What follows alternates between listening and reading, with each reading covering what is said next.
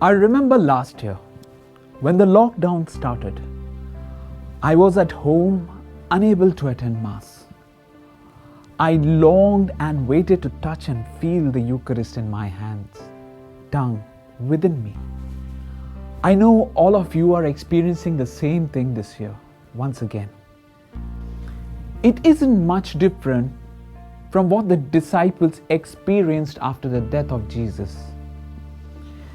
They were with the man night and day, and perhaps got disappointed as they expected a glorious reign of God. Jesus was nailed and crucified to the cross, a major disappointment to some of his disciples. The readings of this week speak of the experience of his disciples from disappointment to encountering Christ. It is a journey of his disciples from dejection to hope.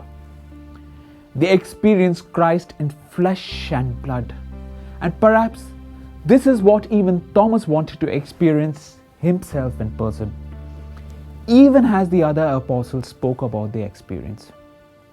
We all know how the phrase doubting Thomas came into being after Jesus reproaches him in today's gospel reading. If we have paid attention to the gospel readings of the past few days, however, we come to know that Thomas wasn't the only one who doubted that Jesus had risen.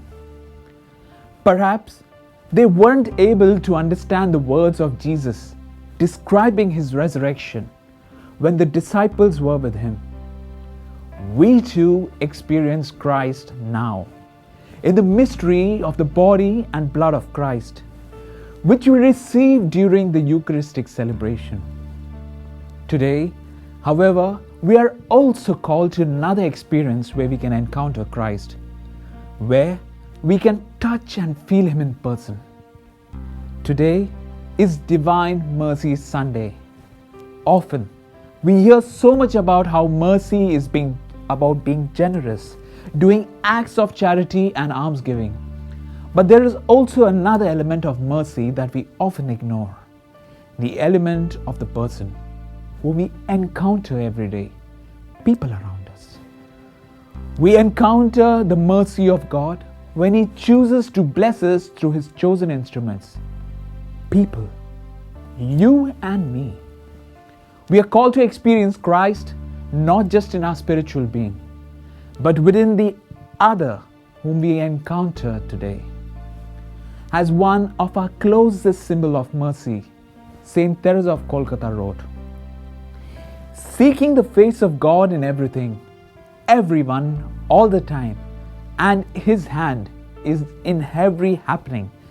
This is what it means to be contemplative in the heart of the world."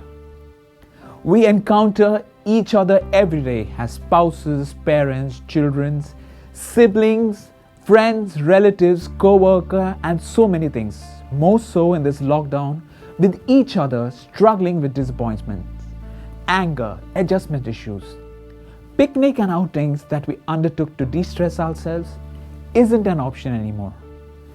We only experience mercy when we experience it around us, in the smallest instances that happen every day.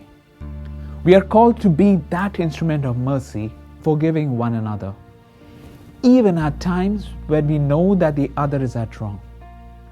Loving them as God loves them, showing proof that you love God too, through your display of love to one another. Let us then take the help of our gentle mother, the font of mercy, to help us be merciful, interceding as we struggle during this time of the pandemic.